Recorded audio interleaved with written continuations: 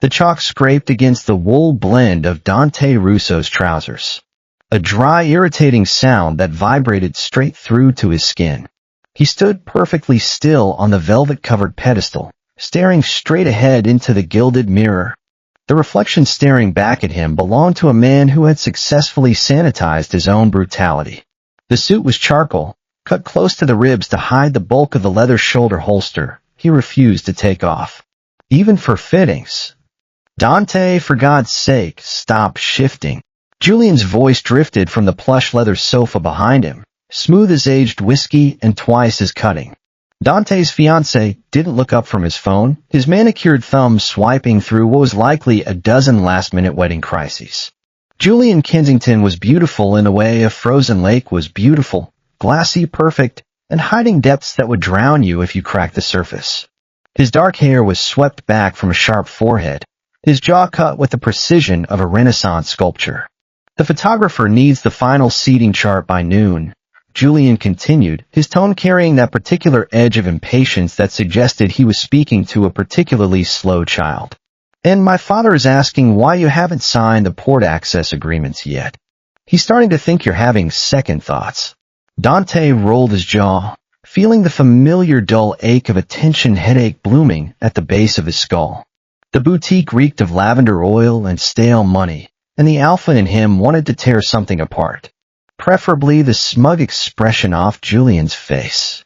I don't have second thoughts, Dante said, his voice flat. A transaction. That's what this was. A contract sealed in imported silk and 300 guests. Julian's family controlled the ports. Dante's family controlled the distribution. A merger that would make them untouchable. He didn't love Julian. Julian certainly didn't love him. They understood each other perfectly, which was exactly why the arrangement was supposed to work. But as the tailor pinned a cuff, driving a silver needle through the fabric with a practiced flick of his wrist, Dante's focus drifted. His nostrils flared slightly, an unconscious alpha reflex. He was searching for something. Someone. The empty space beside the changing screen. Liam wasn't there. Liam Byrne had been Dante's personal assistant for 4 years. He was the buffer between Dante's violent, chaotic reality and the sterile corporate front he maintained. He knew how Dante took his coffee, black, burning hot, no sugar. He knew exactly how much cash to slip to the beat cops in the Harbor District to keep them looking the other way. He knew when Dante's scent turned aggressive and acidic with stress, and he had the uncanny ability to materialize with an excuse to clear the room before Dante snapped someone's neck. Liam was an omega, which in their world should have made him invisible, fragile, a liability. Instead, he was a ghost in the machine. A man of unremarkable height, practical shoes, and an unnerving lack of intimidation. When the Kensington enforcers had crowded Dante's office last month, posturing and throwing their weight around like the entitled alphas they were, Liam had simply walked through the middle of them, carrying a stack of files, and politely asked a man twice his size to move his foot so he could vacuum the rug. The Omega had stared down 6 alphas without breaking a sweat, and they had parted for him like the Red Sea. Even alphas recognized something dangerous when they saw it. He was always there. Until 48 hours ago. Dante stepped off the pedestal. Signor Russo, the tailor protested, his hands fluttering. The jacket. We're done, Dante said, shrugging off the unfinished coat and tossing it over a velvet chair. He was already reaching for his dress shirt, pulling it over the leather holster that cradled his IG sour against his ribs. Julian finally put his phone down, his perfectly shaped eyebrows drawing together in a sharp line of irritation. His scent, something expensive and floral, carefully curated like everything else about him, turned faintly acrid. Dante, what the hell are you doing? The wedding is in 2 days. The photographer needs the final. I have a leak, Dante interrupted, buttoning his shirt with quick, impatient fingers. Liam hasn't checked in for 2 days. Julian let out a short, elegant sigh, crossing his long legs. His designer trousers probably cost more than most people's rent. Your secretary. Fire him. Hire someone who understands the stakes of this week. He's probably just hungover or looking for a raise. Let HR handle it. Dante stopped buttoning his cuffs. He looked at Julian. Really looked at him. Julian's skin was flawless, his nails manicured, his life entirely insulated from the blood that paid for the Cartier ring on his left hand. He was a Kensington, and the Kensingtons had never gotten their hands dirty. They sat in boardrooms and moved money and let other people do the killing. He's not a secretary, Dante said, his voice dropping an octave, carrying the dangerous, quiet rasp that made grown men empty their bladders. He holds the encryption keys to the offshore accounts. He has the physical ledger for the dock payoffs. If he's gone, he's either selling me out or he's dead. And Julian. Dante's nostrils flared again, catching a trace of something beneath Julian's expensive cologne. Something anxious. Something that didn't belong. You're awfully calm about this. Julian's scent spiked, just for a second, before he got it under control. A flicker of something that might have been panic. Then the mask was back in place. I think dealing with a rogue employee is a priority right now. My father is flying in from Boston tonight. We have the rehearsal dinner. Send one of your thugs to find him, and I don't send people to handle my liabilities, Dante interrupted, strapping his holster across his chest. The heavy, comforting weight of the Glock pressed against his ribs. I handle them myself. He walked out of the boutique before Julian could reply. The little brass bell above the door chimed a cheerful, mocking goodbye. Outside, the air was thick with the threat of rain. The sky above the city was a bruised, ugly purple, and Dante pulled his coat collar up against the chill. His driver, Marco, flicked a cigarette into the gutter and scrambled into the driver's seat. Where to, boss? South Side, Dante said, staring out the window as the first heavy drops of rain began to smear the glass. Garrison Street. The apartment building at the dead end. Marco hesitated, his hands tightening on the wheel. Garrison? Boss, that's Kensington territory. We're not supposed to have boots on the ground there until the ink is dry on the marriage certificate. Dante's alpha instinct stirred, a low growl building in his chest. Drive the car, Marco. The SUV pulled into traffic. Dante leaned back against the leather headrest, closing his eyes. The irritation in his chest was slowly morphing into something else. Something cold and ugly that he didn't want to examine too closely. He paid Liam a salary that should have secured him a high-rise downtown with a doorman and secure parking. When he had demanded Liam's home address from his head of security an hour ago, he had stared at the text message in disbelief. Garrison Street was a decaying artery of the city, choked with condemned buildings and desperate people. It was the kind of place where streetlights were shot out for privacy, and the police only came to collect bodies. Why was Liam living there? What kind of game was he playing? Dante thought back to the last time he saw Liam. Tuesday evening. The office was empty. Liam was standing by the shredder, feeding documents into the machine. He had looked tired. His skin, usually a pale, healthy cream, had been sallow. Dante had noticed a bruise on his jawline, partially covered by poorly matched concealer. When he'd asked about it, Liam had offered a dry, flat smile and blamed an open cabinet door. Dante had accepted the lie because it was convenient. Because he had a wedding to plan and a merger to finalize, and he didn't have time to worry about his assistant's personal life. He opened his eyes, feeling a sudden sharp twist of self-disgust. He had ignored the warning signs. He had smelled something off in Liam's scent that night, something like fear and pain, but he'd been too wrapped up in his own concerns to press. If Liam had taken the ledger to the Kensingtons to derail the merger, Dante would have to kill him. The thought sat heavy in his stomach, a leaden weight that tasted like ash. He didn't want to kill Liam. He wanted to shake him. He wanted to demand why he had disrupted Dante's perfectly ordered life. But more than that, and this was the thought that terrified him most, he wanted to know if Liam was safe. The city shifted around them as they drove, the glass and steel towers of the financial district giving way to crumbling brick and rusted iron. The rain fell harder now, a steady rhythmic drumming against the roof of the SUV. The streets narrowed, littered with overflowing dumpsters and broken glass that crunched beneath the heavy tires.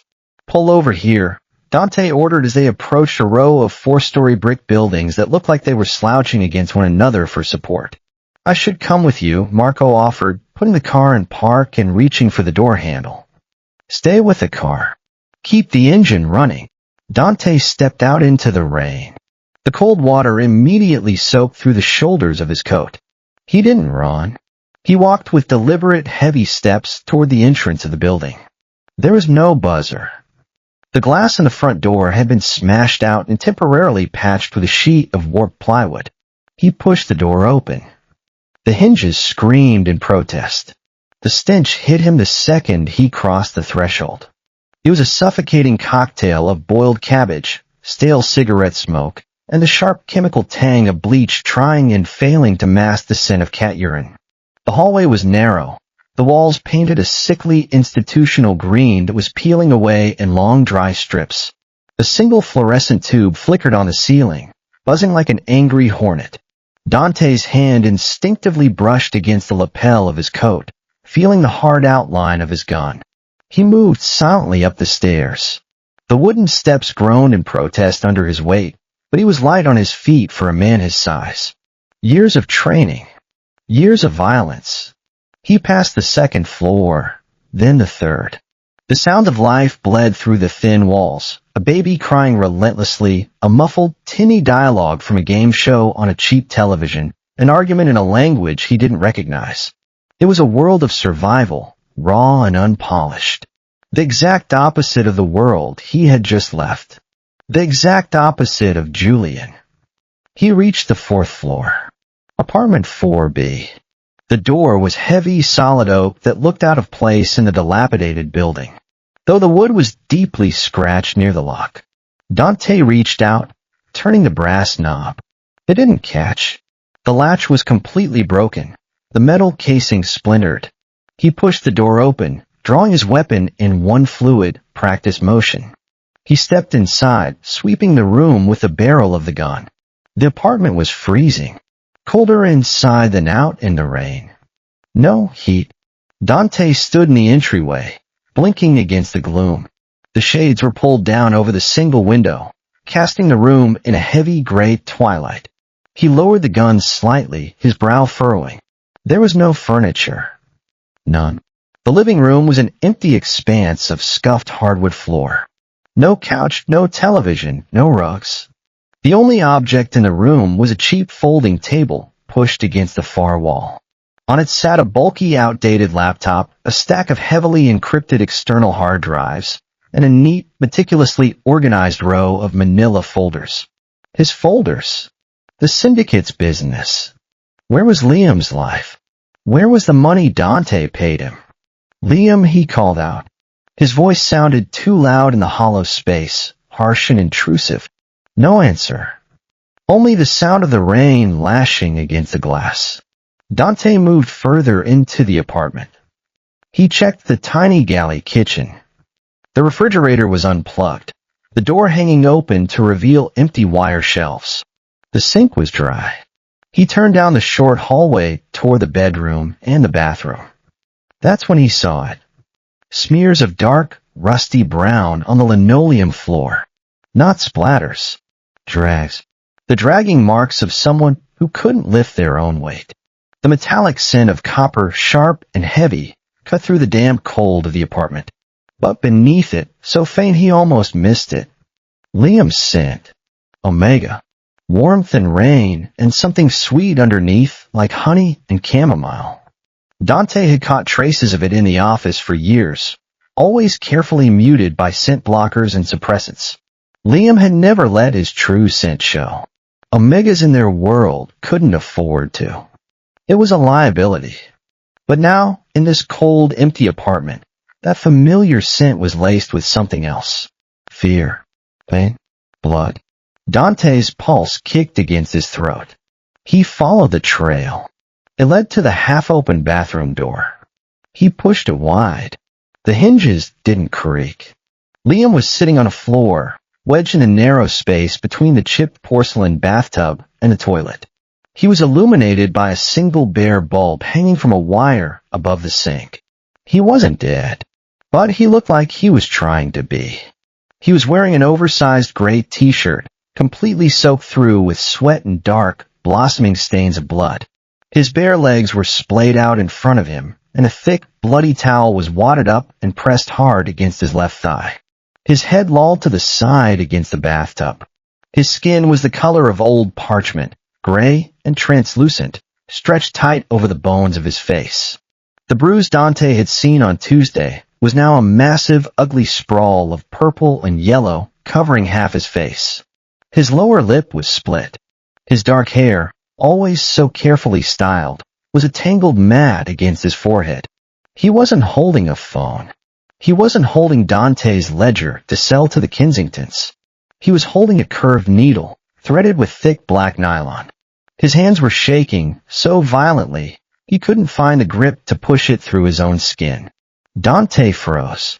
For a man who had built an empire on violence, who had watched men die without his heart rate spiking, the sight of his quiet, unassuming Omega assistant trying to stitch up his own bullet wound in a freezing, empty bathroom felt like a physical blow to the sternum. His alpha instincts roared to life, a primitive, possessive fury that had nothing to do with business and everything to do with the Omega bleeding out on the cold linoleum. Liam, he breathed, the name torn from his throat. He dropped his gun on the edge of the sink. It landed with a heavy clack. Liam's head snapped up. His eyes, usually sharp and observant, were glassy and unfocused with fever. They stared at Dante for a long, agonizing moment. Recognition flickered, then faded, then returned. He didn't scream. He didn't cry. He just let out a dry, rattling breath and dropped his head back against the tub. "You're tracking mud on the floor, boss," he rasped. His voice sounded like crushed glass. Dante fell to his knees beside him. The cold seeping through his expensive trousers didn't register. He reached out, his large hands hovering over Liam for a second before he gripped his wrist, gently but firmly, prying the needle from his trembling fingers. The Omega's skin was burning hot against his own. Fever. Infection. Raging. What happened? Dante demanded. His voice was too harsh, too loud, cracking the fragile silence of the room. He didn't want to sound angry, but the panic rising in his alpha chest had nowhere else to go. "Who did this?" "Don't yell at me," Liam whispered, closing his eyes. "I have a headache." "Liam, look at me." Dante grabbed his chin, tilting his face up. His skin was burning hot. The fever was raging. His scent was all wrong, sour with pain and fear. The sweet undertones curdled and spoiled. "Who shot you?" Liam let out a weak, humorless laugh that ended in a cough. "Nobody shot me, Dante." "Do I look careless?" He coughed again, wet and rattling. "It was a knife. A very big, very ugly knife." Dante pulled the wadded towel away from his thigh. The wound was deep, jagged. Someone had dragged a blade across the muscle, trying to hamstring him. It was weeping sluggishly, the edges inflamed and angry red. Infection had already set in. "Why didn't you call the syndicate doctor?" Dante snarled, grabbing a relatively clean section of the towel and pressing it back against the wound. "Why didn't you call me?" "The doctor works for your uncle," Liam panted, his hands gripping the edge of the bathtub until his knuckles turned white. "And your uncle works for the Kensingtons." Dante went perfectly still. The blood rushing in his ears sounded like the ocean. "What did you say?" Liam opened his eyes. The fever was there, but the sharp, cynical intelligence that made him indispensable cut straight through the haze. He looked at Dante with a mixture of pity and exhaustion. "The merger is a hostile takeover, Dante. Julian's family isn't joining you. They're absorbing you. The hit was supposed to happen at the rehearsal dinner tonight. Poison clean. They blame a rival family. Julian plays the grieving widower, and his father takes the docks." Liam swallowed hard, his throat clicking. "I found the digital trail on Tuesday. Your uncle routed the payoff money to the caterers. I went to intercept the courier carrying the physical proof. The courier was a Kensington enforcer. He was faster than I thought. He gestured weakly to his leg, then to his bruised face. But I got the proof. It's on the hard drive on the table. Dante stared at him. The silence in the bathroom stretched out, heavy and suffocating. He thought of Julian sitting in the boutique, complaining about the color of the flowers while he planned Dante's funeral. He thought of his uncle, kissing him on the cheek at Christmas. And then he looked at Liam, living in a freezing box, bleeding out on cheap linoleum, protecting him. Why? Dante asked. The word was stripped of all authority. It was just a raw, desperate question from a man who suddenly realized he was standing on quicksand. Why didn't you bring this to me immediately? Why are you living like this? Liam let his head roll toward him. A cynical, tired smile ghosted across his split lip. Because you were picking out suit, Dante. You wanted this merger so badly, you stopped looking at the shadows. If I brought it to you without ironclad proof, you would have thought I was trying to sabotage the wedding. He looked away, staring at the peeling paint on the opposite wall. And I live like this because my brother's medical care costs $9,000 a month. The facility is nice. They have gardens. Dante felt a knot form in his throat, tight and hard. He paid Liam enough to afford the care and a life for himself. But Liam was sinking every penny into keeping his brother comfortable, choosing to live in squalor so Dante wouldn't know he was vulnerable. He didn't want Dante to think he was a liability. The alpha in Dante wanted to roar, wanted to tear apart whoever had hurt this Omega who had sacrificed everything for him. Hold still, Dante commanded, his voice dropping to a low, rough rumble. He didn't ask permission. He shoved his $3,000 bespoke suit jacket aside, rolled up his sleeves, and opened the small, pathetic first aid kit sitting on the toilet seat. He found a bottle of rubbing alcohol. This is going to burn, he warned. Just do it, Liam gritted out, grabbing the rim of the bathtub with both hands. Dante poured the alcohol directly over the jagged slice in his thigh. Liam's back arched, a strangled, guttural sound tearing from his throat. He bit down on his own shoulder to keep from screaming. His body trembled violently under Dante's hands. His scent flooded the small bathroom, pure, unfiltered pain and distress. It took every ounce of Dante's control not to gather him up and shield him from the world. Dante's jaw locked. He felt every tremor passing through Liam. He threaded the needle with steady, mechanical precision. He had sewn up his own men before, in basements and back alleys. But this felt different. Every puncture of the needle through Liam's pale skin felt like an indictment of his own blindness. You're heavy-handed, Liam gasped, his forehead slick with sweat. You should have let the courier go, Dante said, his voice hard, focusing entirely on pulling the nylon thread tight. You're an administrator, Liam, not muscle. I protect my desk, Liam snapped back, though it lacked heat. And you sit behind it. You could have died. I'm not dead yet. Stop nagging. Dante tied off the stitch, snipping the thread with a pair of tiny rusted scissors. He grabbed a roll of gauze and began wrapping Liam's leg, pulling it tight enough to stem the bleeding, but gentle enough not to cause more pain. As he worked, he noticed the other marks on him. A faint silver scar on his collarbone. A burn mark on his wrist. He had never seen them because Liam always wore long sleeves. He was a map of quiet, unacknowledged violence. He took the hits meant for Dante's empire, swallowed a pain, and handed him his morning coffee with a blank face. Dante finished the knot on the bandage. He stayed on his knees, his hands resting lightly on Liam's shins. His dark shirt was ruined, stained with patches of Liam's blood. He smelled like cheap alcohol and sweat. From the empty living room, a sharp, intrusive sound shattered the quiet. Dante's burner phone. The one only 3 people had the number to. He didn't move. He just looked at Liam. Liam looked back at him, his chest rising and falling in shallow, labored breaths. Answer it, he whispered. It's Julian. It's almost noon. He'll be asking about the seating arrangements. Dante reached into his pocket and pulled out the phone. The screen glared brightly in the dim bathroom, displaying Julian's name.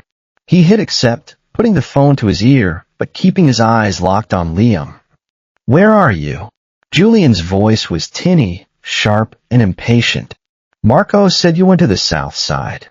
"Dante, the caterer is threatening to walk if we don't finalize the truffle risotto versus the wild mushroom."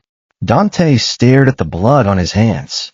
It was sticky, drying into the creases of his knuckles. He thought of his uncle. He thought of the poison.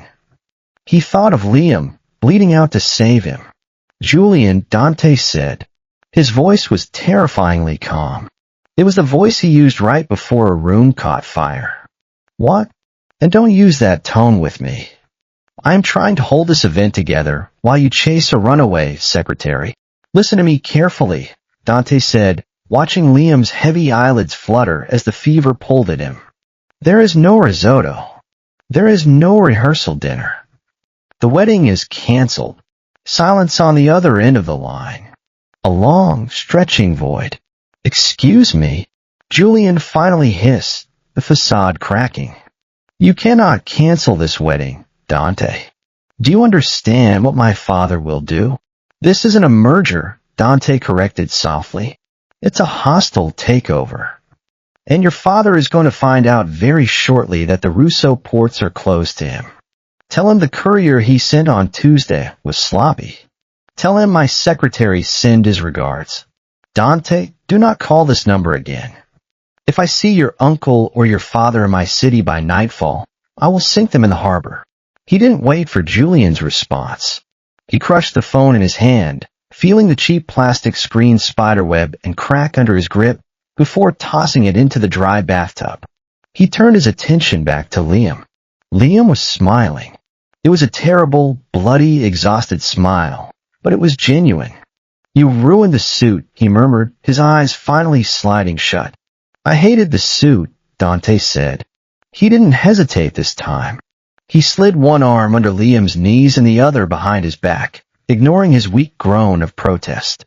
He lifted him off the cold linoleum. Liam weighed nothing. It enraged Dante all over again. How little space he took up, how easily he carried the weight of his world while starving himself of his own. "Where are we going?"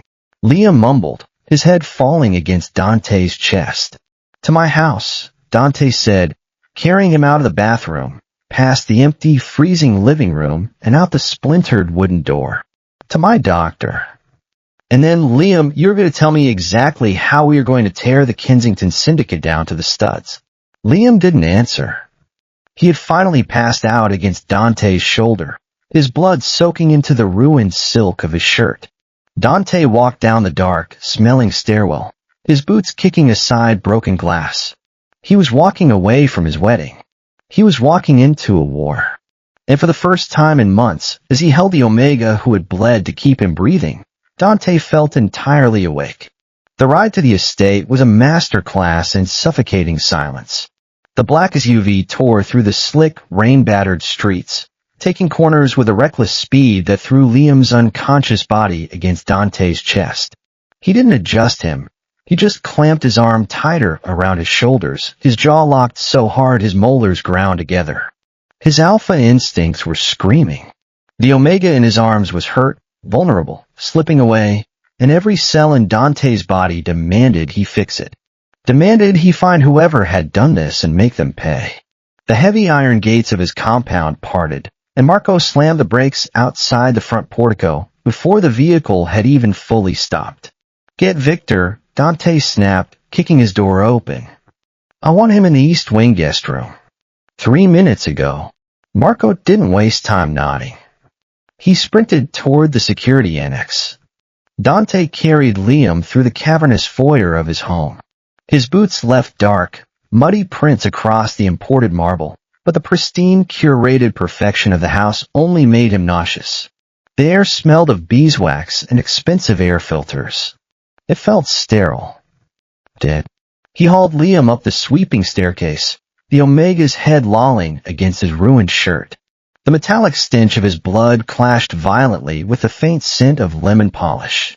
Dante kicked open the door to the East Wing guest suite, deposited him onto the center of the sprawling king-size bed.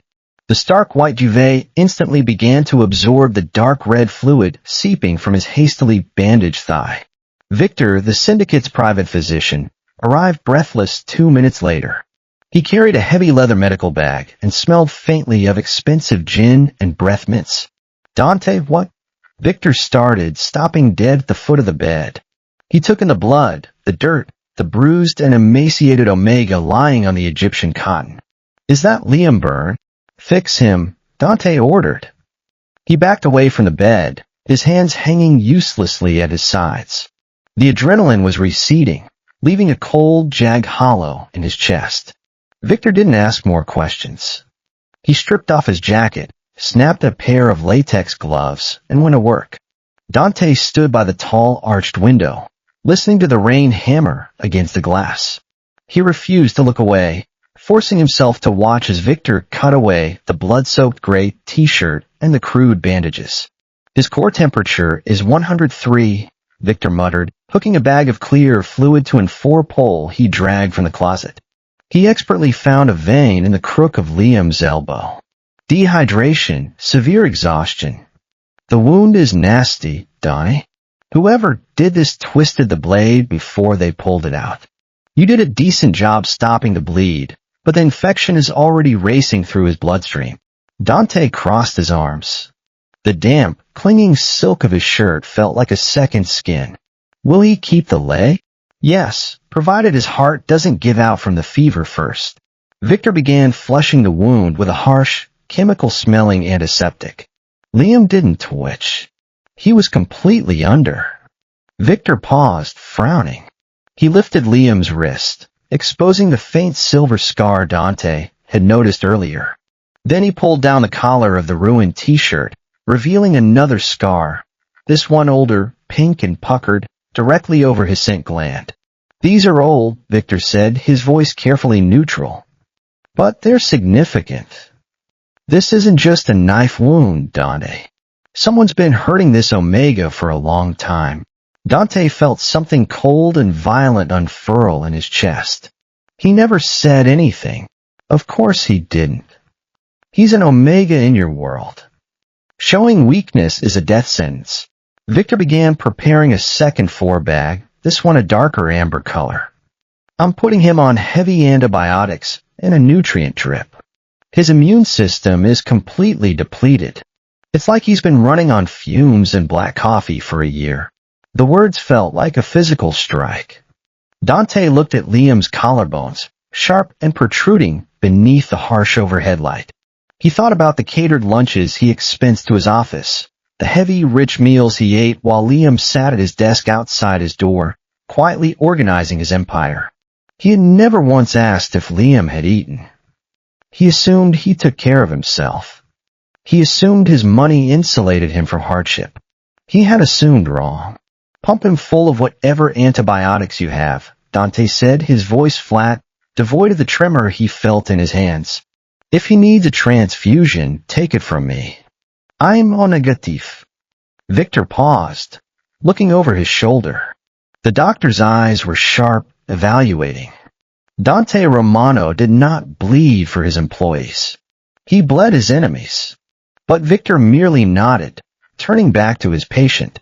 I'll stabilize him, but he needs sleep, Dante. Real sleep. Not passing out from blood loss.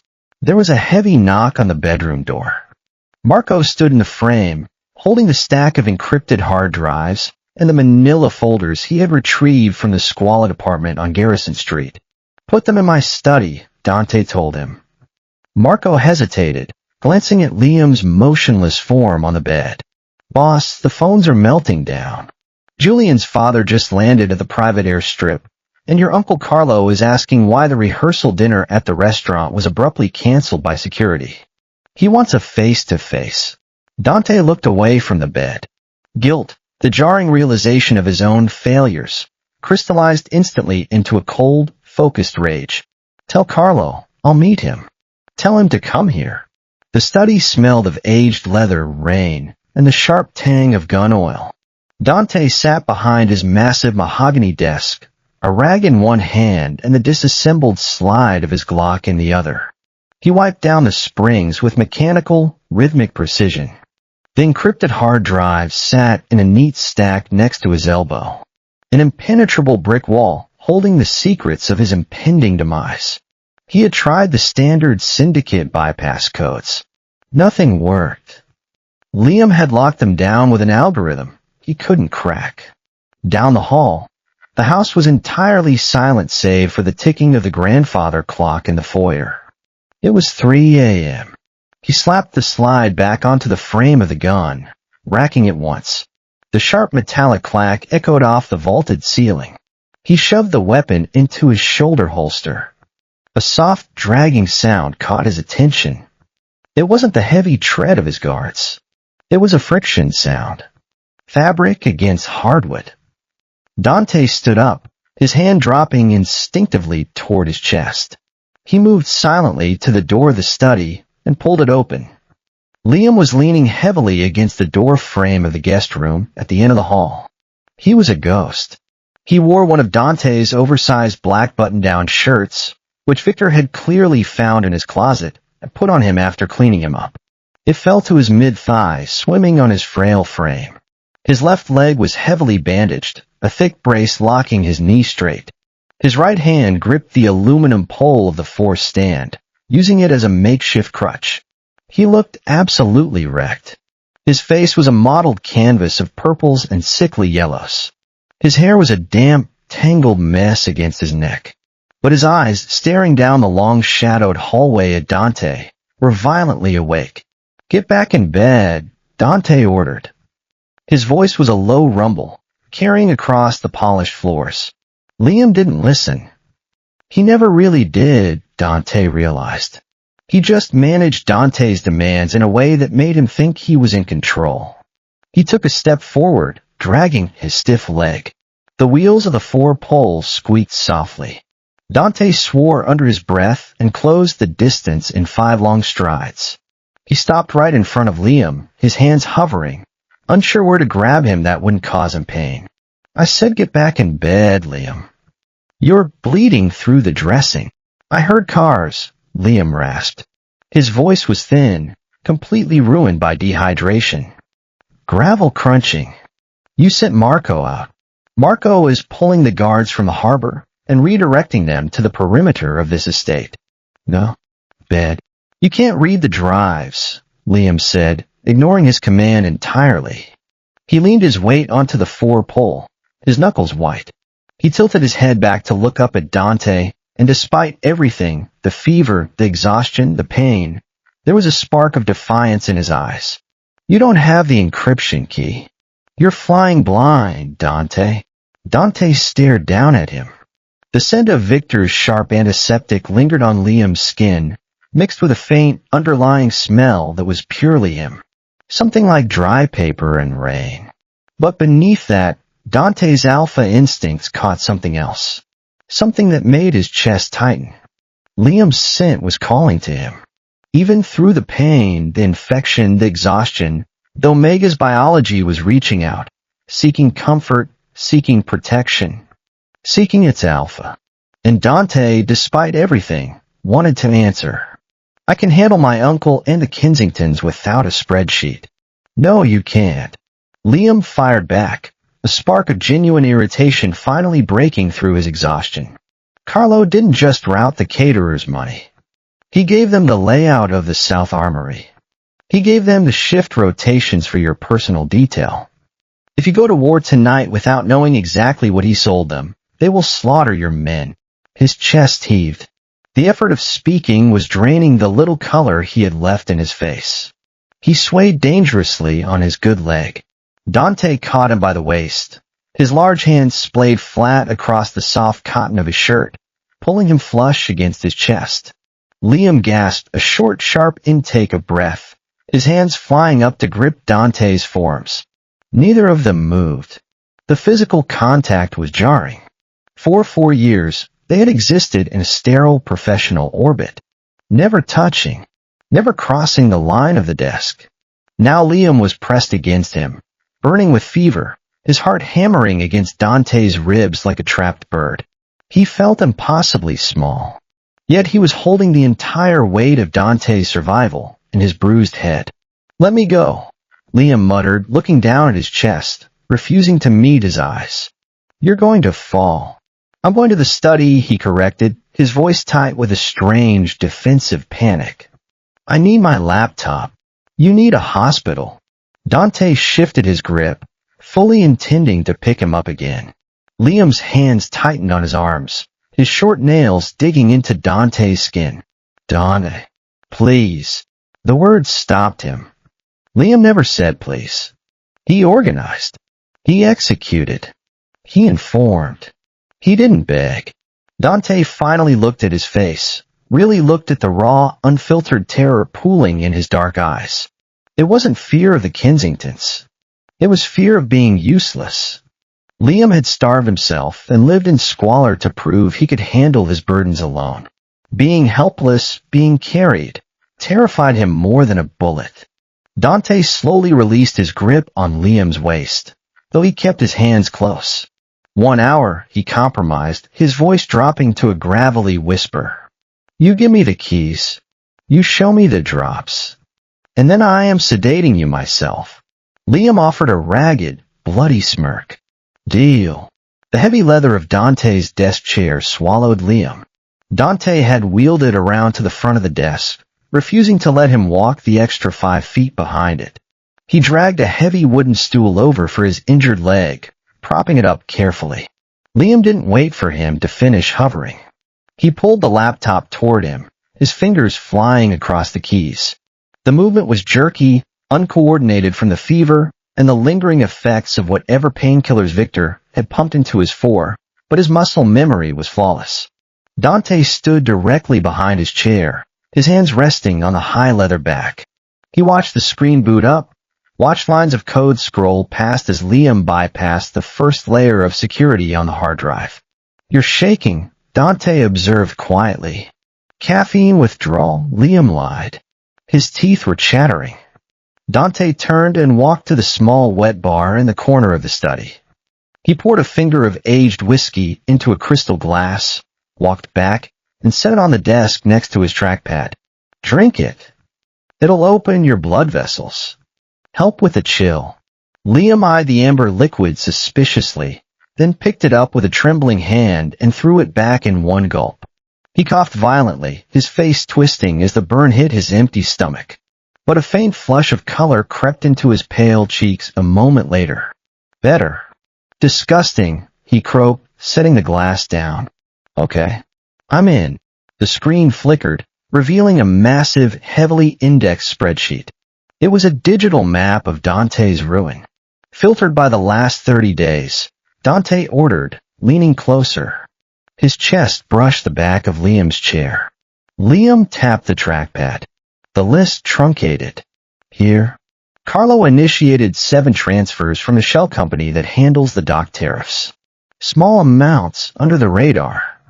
But look at the routing numbers. "Cayman," Dante said, his eyes narrowing.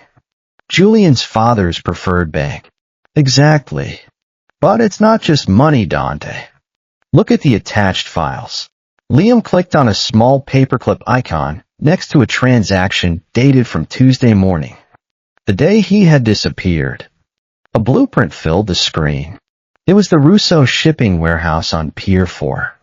Red X's marked the structural weak points, the blind spots in the security cameras, and the exact location of the breaker box. "That warehouse holds the smuggled munitions from the Irish," Dante said, the temperature in the room plummeting. "If the Kensingtons hit that, the explosion will level 3 city blocks, and the police will blame me for domestic terrorism." "They aren't hitting it to blow it up," Liam corrected.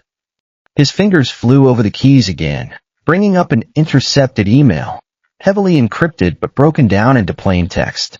"They're hitting it to steal the munitions. Julian's father wants your guns to arm his own men for the takeover. The hit is scheduled for 4 a.m. Dante looked at the clock on his desk. It was 3:15 a.m. "Carlo is leading the strike team," Liam added softly. He sent an email to Julian's father confirming he has the gate codes. The silence in the study was absolute, thick as wet cement. Dante stared at the name on the screen. Carlo Russo, the man who had taught him how to shoot. The man who had stood at his father's funeral and sworn loyalty to the bloodline. Dante didn't yell. He didn't smash anything. He just inhaled slowly, the scent of the rain outside filling his lungs, and exhaled a long, cold breath. He's going to Pier 4, Dante stated. He's already there, Liam said. He slumped back against the chair, the adrenaline crash hitting him fast and hard. His eyelids drooped. He's waiting for the Kensington trucks to arrive. Marco. Dante didn't raise his voice, but the study door pushed open instantly. Marco stood there, a tactical shotgun slung across his chest. Get the men in the armory. Suppressed weapons only. No heavy explosives. We are going to the docks, and we are going quietly. Dante stepped away from Liam's chair, his face a mask of absolute chilling calm. Leave 2 men on the perimeter of the house. No one gets in. Marco nodded grimly and vanished. Dante turned back to the desk. He opened the heavy bottom drawer and pulled out a sleek, compact IG Sour. He checked the magazine, slammed it home, and racked the slide. He set the gun on the desk, right next to Liam's empty whiskey glass. Liam stared at the black metal. I don't know how to shoot. You pointed at the door. If anyone opens it who isn't me, you pull the trigger until it clicks empty. Dante walked around the desk, standing directly in front of Liam. He reached out, his knuckles brushing lightly against his unbruised cheek. His skin was still entirely too hot. The Omega's scent was stronger now, desperate and sweet, and Dante had to physically restrain himself from leaning down to scent him properly. To claim him. Lock the door behind me. Do not open it. Do you understand? Liam looked up at him. The cynical, detached assistant was gone. The man looking back at him was stripped raw, terrified, but entirely present. Dante, he whispered. Dante stopped, his hand resting on the heavy brass doorknob. Don't make me plan your funeral, Liam said, his voice shaking. I've already written your eulogy twice. I don't want to have to deliver it. Dante's lips curved into a dark, genuine smile. It didn't reach his eyes, which were already dead and focused on the violence to come. I canceled the wedding, Liam, he said softly. I'm not putting you through catering a funeral, too. He stepped out into the hallway, pulling the door shut behind him. He heard the heavy brass deadbolt slide into place with a definitive thunk. Dante turned toward the stairs. The cold logic of the impending slaughter took over his mind. The Kensington family thought they were orchestrating a quiet, corporate merger. They had no idea they had just woken the monster. And that monster, Dante realized with sudden, terrible clarity, would burn the world to the ground for one Omega. The docks at Pier 4 smelled of diesel exhaust, rotting kelp, and rusted iron.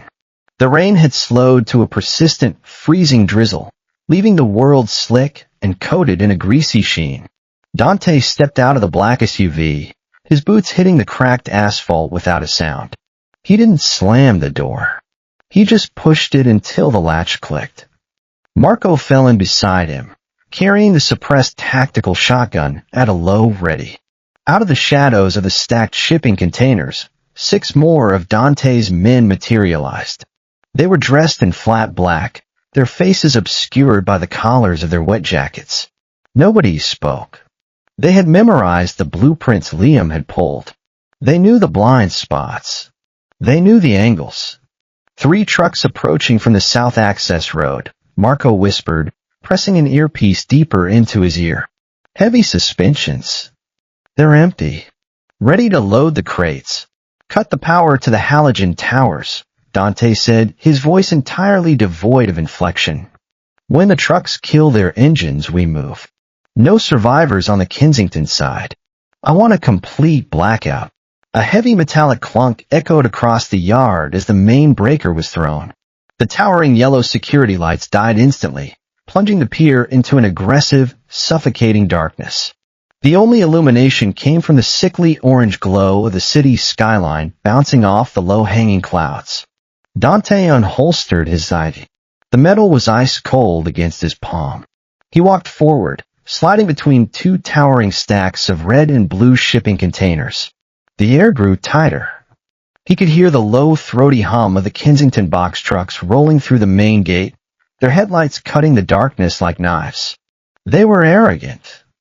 They thought they had the keys to the castle. They parked in a neat row in front of Warehouse 7. The heavy roll-up door of the warehouse was already open. Standing just inside the threshold, illuminated by the beam of a single tactical flashlight, was Carlo Russo.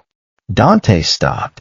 He stood in the shadow of a rusted crane 30 feet away, watching his uncle pull a silver flask from his coat, unscrew the cap, and take a long drink. Carlo looked relaxed. He looked like a man who had just secured his retirement. 3 Kensington enforcers hopped out of the lead truck. They were big men, alphas by the look of them, carrying unsuppressed assault rifles. They moved with the sloppy confidence of a crew that expected no resistance. "You got the codes for the inner vault, Carlo?" the lead enforcer asked, his voice carrying over the sound of the water slapping against the wooden pylons. "Already punched in," Carlo replied, wiping his mouth with the back of his hand. "Make it quick. Dante is busy looking for his missing secretary. He won't notice the armory is empty until tomorrow afternoon." Dante stepped out of the shadows. He didn't run. He didn't shout. He just walked into the open yard, the gravel crunching softly beneath his boots. Carlo saw him first. The older man's hand froze midair, the silver flask slipping from his grip and clattering against the concrete. The liquid spilled out, dark and smelling of cheap brandy. "Dante," Carlo choked out. The 3 Kensington men spun around, raising their rifles. They never got the chance to pull the triggers. From the darkness above the shipping containers, Marco and the strike team opened fire. The suppressed weapons sounded like heavy staple guns. Whip, whip, whip. It was incredibly, brutally fast. The lead Kensington enforcer dropped instantly, a neat hole punched through his temple. The second man took 2 rounds to the chest and folded over the hood of his truck, his blood sliding down the wet grill. The third managed to get off one wild, deafening shot into the sky before Marco's shotgun took out his knees, sending him crashing to the pavement, where a final quiet pistol shot ended his screaming. The silence that followed was heavy, ringing in Dante's ears. Carlo was backed up against the corrugated metal wall of the warehouse. His hands were raised, shaking violently. His eyes darted from the bodies of the Kensington men to Dante, who was still walking slowly toward him.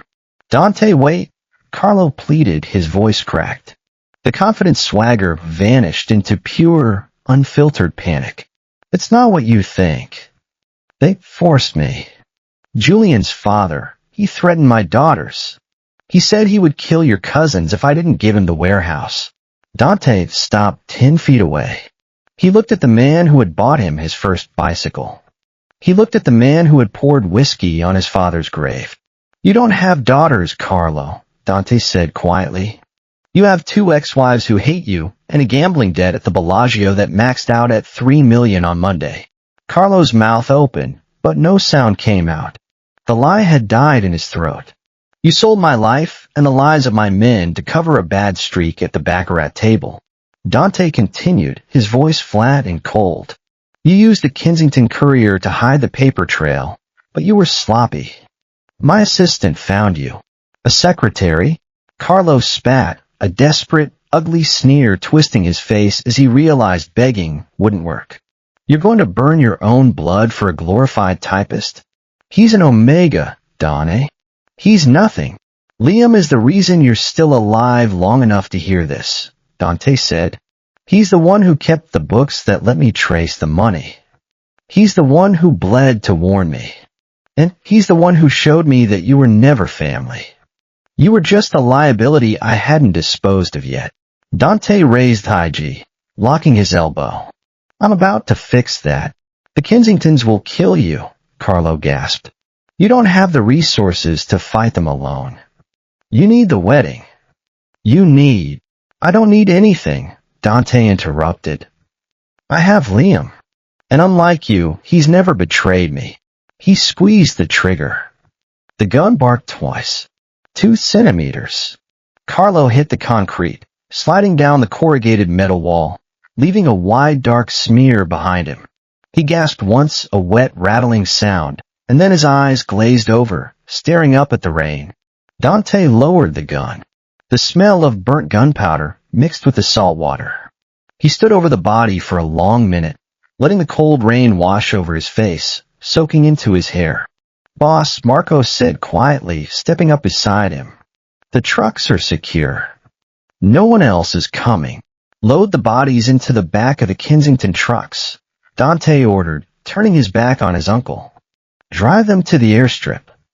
Leave the trucks parked directly in front of Julian's father's private jet. Leave the keys in the ignitions." Marco nodded. "And Carlo?" Dante paused. He looked down at the silver flask sitting in a puddle of brandy and rainwater. "Put him in the driver's seat. Let Julian's father see exactly what happens to his investments." The drive back felt endless. Dante's hands gripped the leather wheel until his knuckles ached. His suit weighed heavily on his shoulders, reeking of damp wool, gunpowder, and the copper tang of blood. The adrenaline was leaving his system, replaced by a deep, aching exhaustion and a desperate need to see Liam, to make sure he was okay. He walked into the pristine, lemon-scented foyer of his estate. The luxury turned his stomach. The real world was the freezing bathroom on Garrison Street, the blood on the linoleum, the Omega who had nearly died protecting him. He walked down the shadowed corridor to his study. The brass knob didn't turn. The deadbolt was thrown.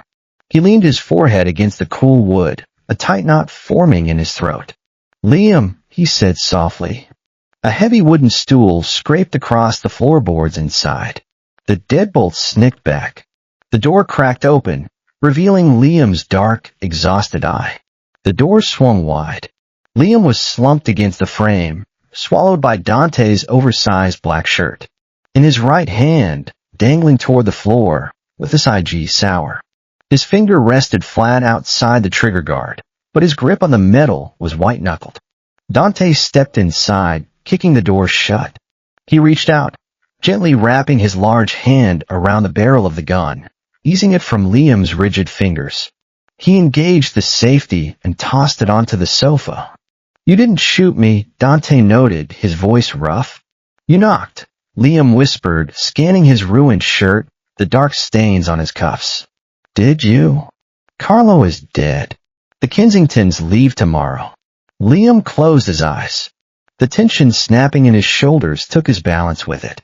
His good leg buckled. Dante caught him mid-collapse, scooping him up against his chest. Liam didn't fight him. He just rested his bruised cheek against Dante's damp shoulder, his breathing shallow. Dante carried him past the desk, ignoring the laptop screen still displaying his uncle's ruined empire, and walked straight into his private master suite. He bypassed the guest room entirely. The room was warm, heated by a stone fireplace. He laid Liam gently in the center of the massive bed. "I need to wash," Dante said, staring at his grease and blood-stained hands. "Don't move." "Can't feel my leg anyway," Liam murmured. In the in-suite, Dante turned the water on scalding hot. He scrubbed away the docks, the gunpowder, and his uncle's memory, watching pink-tinged water swirl down the marble drain. He stripped off his ruined suit and shirt, toweled off, and walked back in wearing only his dark trousers. Liam was staring at the ceiling. Dante sat on the edge of the mattress. "Victor said you need sleep." "My brain won't shut off," Liam replied, rolling his head to look at Dante's bare chest. His gaze flickered over the syndicate ink, the pale scars. "What happens tomorrow?" "I explained the new terms of existence to Julian's father."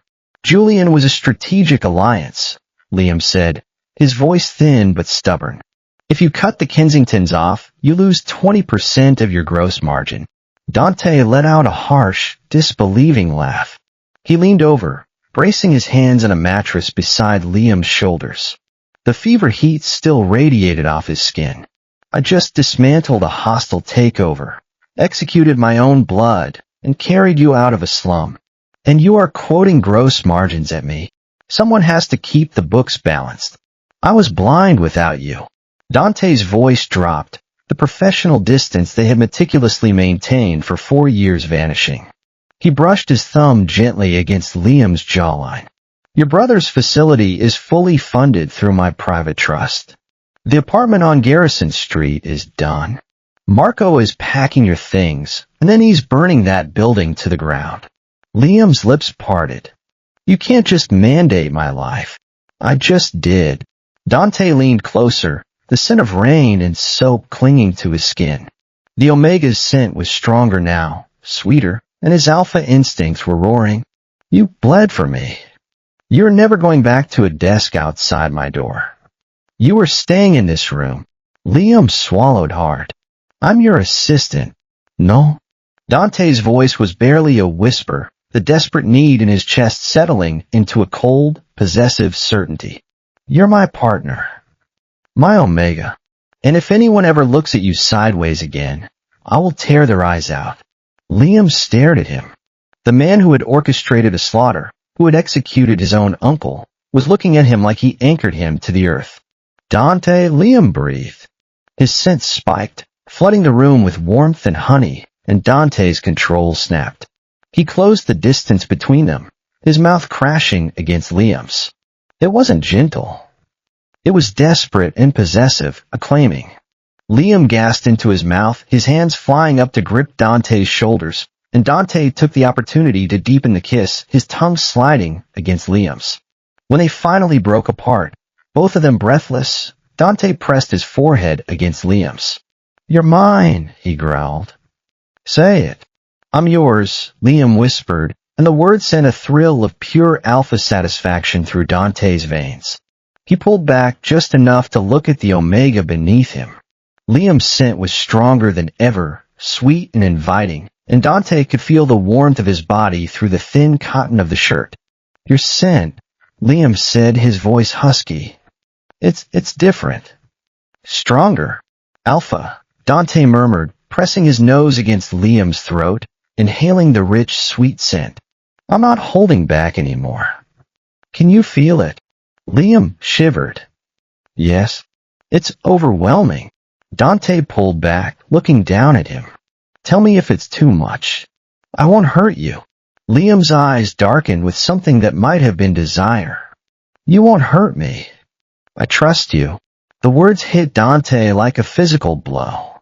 After everything, the bruises, the scars, the years of pain Liam had endured in silence, he still trusted him. Dante leaned down, his mouth tracing a path along Liam's jaw, down to his throat. He found the scent gland at the base of Liam's neck, where his pulse was fluttering like a trapped bird. The scent there was the strongest, the sweetest, and Dante couldn't help himself. He licked it, tasting the Omega's scent on his tongue. Please, Liam breathed, his hips arching up instinctively. Dante's alpha instincts roared. He needed to claim, to mark, to make sure everyone in the world knew that Liam Byrne belonged to him. He bit down. The bond snapped into place like a circuit completing. Liam cried out, his body arching off the bed as pleasure and pain and something far more profound flooded through the bond. Dante felt it all, the sharp flash of pain, the wave of pleasure, the overwhelming sense of rightness that settled deep in his chest. He pulled back, licking the small wound at the base of Liam's throat. The scent glands were already swelling, turning pink and sensitive. The mark was small, but unmistakable. Claiming mark. Mean it, Dante growled. Yours, Liam whispered, his eyes wide and dazed.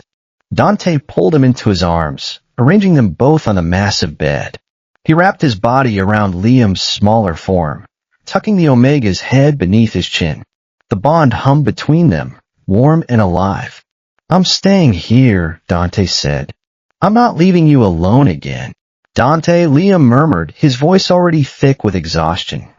I prefer wild mushroom over the truffle risotto anyway. Dante's chest hitched with a genuine, quiet laugh.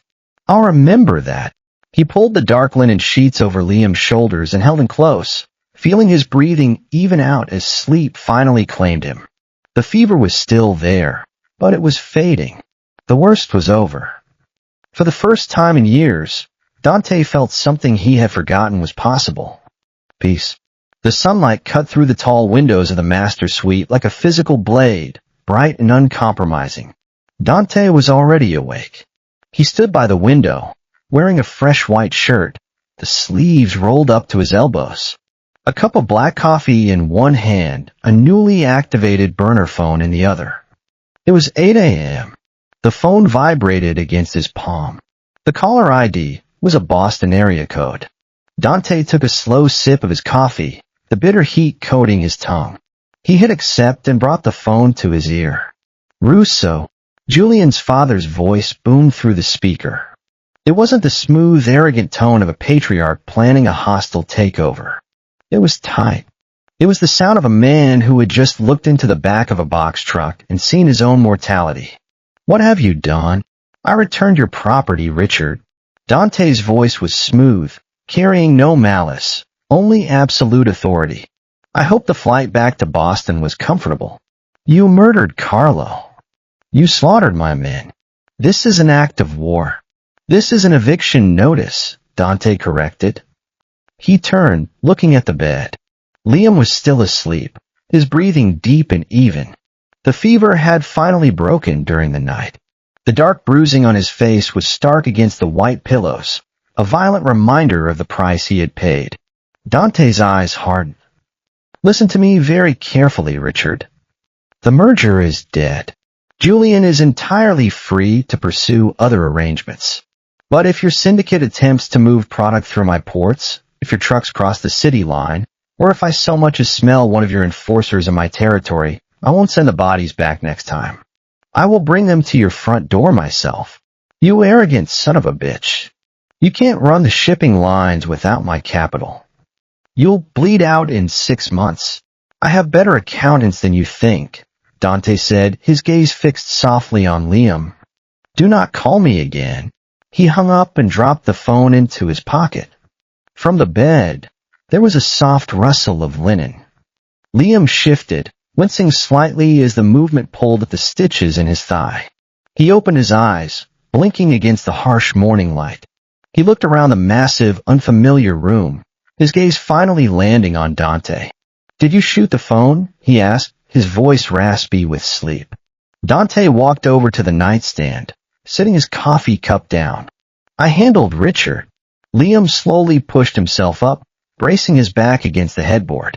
He looked down at the oversized black shirt he was wearing, then at the heavy brace on his leg. The memories of the night before, the freezing bathroom, the needle, the chaotic ride to the estate, and the intense, suffocating promise Dante had made him rushed back. He looked up at Dante. The Alpha was watching him with a quiet, intense focus. He wasn't the polished, unapproachable boss this morning. He was the man who had knelt in Liam's blood. "So," Liam said, clearing his throat, trying to find his professional footing. "The Kensington network is out. We're going to have to restructure the offshore accounts by Tuesday, or the shell companies are going to flag the IRS." Dante leaned over, bracing his hands on a mattress on either side of Liam's hips, effectively trapping him. The scent of soap and black coffee enveloped him. "Stop," Dante said softly. "I'm just saying, if we don't pivot." "Liam, look at me." Liam stopped talking. He met Dante's eyes. They were dark, deep, and completely stripped of the corporate mask. "Your laptop is locked in the study," Dante told him. "You are not touching a spreadsheet for 2 weeks. Victor is coming back at noon to check your stitches and start you on a proper diet. You are going to rest."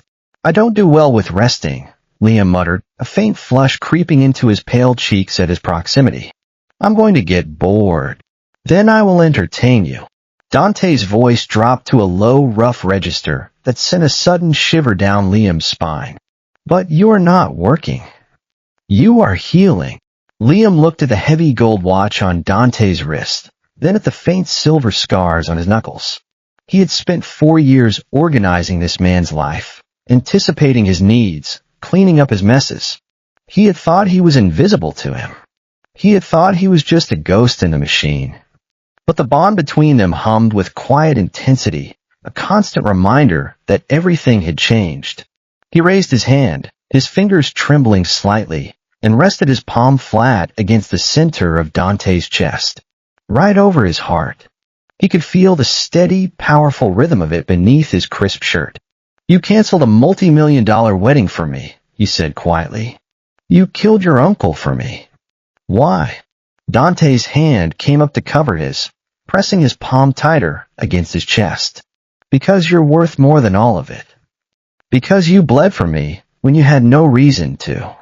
Because you're the only person in this entire empire who has ever truly protected me." He leaned closer, his forehead touching Liam's. "Because I love you." Liam's breath caught. "Dante, I know it's fast," Dante continued, his voice rough. "I know I don't deserve you. I know you have every right to walk out that door and never look back. But I'm asking you to stay. To give me a chance to prove that I can be worthy of you." Liam stared at him, the cynical, pragmatic walls he had built around his heart cracking and falling away. There was no fairy tale here. Dante was a violent, dangerous man, and Liam was the Omega who kept his ledgers. Their hands were both covered in blood. But in the cold, brutal light of the Mafia world, it was the truest form of devotion he had ever seen. "Okay," he whispered. "Okay." Dante didn't smile. He didn't need to. He leaned down and pressed his lips softly against Liam's forehead, lingering there. A silent, absolute vow. The afternoon passed in a haze of quiet domesticity that felt surreal after the violence of the night before. Victor came and went, pronouncing Liam's wound healing well, prescribing a course of antibiotics and a strict regimen of bed rest. Marco delivered Liam's personal belongings from the apartment on Garrison Street, which was, as promised, no longer standing. Dante had arranged for Liam's brother to be moved to a state-of-the-art facility, fully funded by the Russo Syndicate, with round-the-clock care. Liam tried to argue about the cost. Dante shut him up with a kiss. The bond between them hummed with quiet intensity, constant reminder of everything they had survived. Dante found himself constantly drawn to Liam's side, needing to touch him, to scent him, to reassure himself that he was real. The Omega's scent had settled into something warm and content, with a hint of that sweet chamomile undertone that made Dante's alpha instincts purr with satisfaction. "Dante," Liam said from the bed, where he was propped up against a mountain of pillows, a book in his hands. "You're hovering." "I'm not hovering," Dante said, not moving from his position by the window. "You've checked on me 6 times in the last hour. Statistically, that's not hovering. That's a reasonable frequency." Liam laughed, a real, genuine laugh that made Dante's chest ache. "You're impossible. I'm federal." Dante crossed the room, perching on the edge of the bed. "And I'm not leaving you alone again." His voice dropped, and Liam could hear the raw fear underneath the words. The alpha who had faced down a hostile takeover without flinching was terrified of losing the Omega who had protected him. "You're not going to lose me," Liam said, reaching up to cup Dante's jaw. The stubble against his palm was rough warm. "I'm right here." "I almost lost you," Dante said, his voice rough. "I walked into that apartment, and I thought you were dead. I thought I had waited too long. And then I saw you on that bathroom floor, and He broke off, his jaw clenching. "Breathe, Dante. I will never forgive myself for not seeing it sooner. The bruises. The apartment. The way you flinched when I got too close. You were drowning, and I was too busy picking out suits to notice." Liam's eyes softened. "I didn't want you to notice. I didn't want to be a liability." "You were never a liability," Dante growled, his alpha instincts flaring. "You were the strongest person I've ever known." Liam laughed softly, but there was no humor in it. "I spent 4 years hiding from you because I was terrified that if you knew how broken I was, you would discard me. I wouldn't have. I know that now." Liam threaded his fingers through Dante's. "I know you're not going to discard me. I can feel it. The bond, I can feel how much you care.